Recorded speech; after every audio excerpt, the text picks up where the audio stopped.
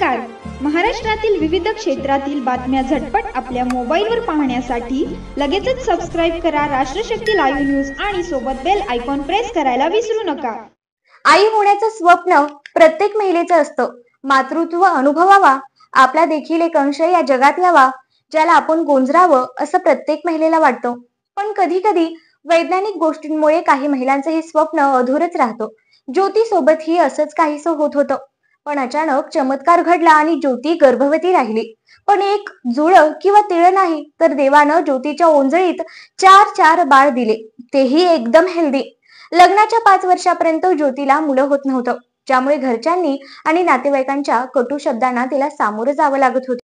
पण 5 वर्षानंतर ती गरोदर राहिली आणि सगळ्या नातेवाईकांचे तोंड बंद झालं. शिवाय कुटुंबात आनंदाचं वातावरण होतं. नवीन बाळाच्या आगमनासाठी सगळेच उत्सुक होते. पण खरी धावपळ सुरू झाली 9 एप्रिल 2025 रोजी, जेव्हा तिची प्री टर्म डिलिव्हरी झाली. काळजू रुग्णालयात ज्योतीने 1 किंवा 2 नव्हे, तर तब्बल 4 बाळांना जन्म दिला.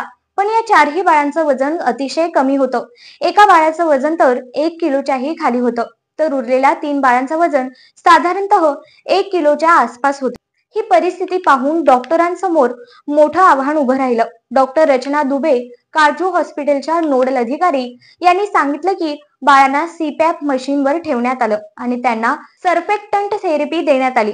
तब्बल 60 दिवस ही 4ही बाळ हॉस्पिटलमध्येच डॉक्टरांच्या निगराणीखाली ठेवण्यात आली.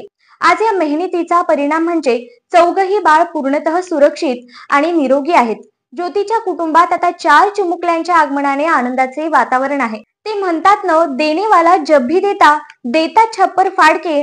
असंच काहीसं ज्योती सोबत घडलं. जेव्हा निसर्गानं तिला बाळ दिलं, तेव्हा एकत्र 4 मुलं दिलं, ज्यामुळे ज्योती आणि तिचे कुटुंबीय खूप आनंदी आहेत.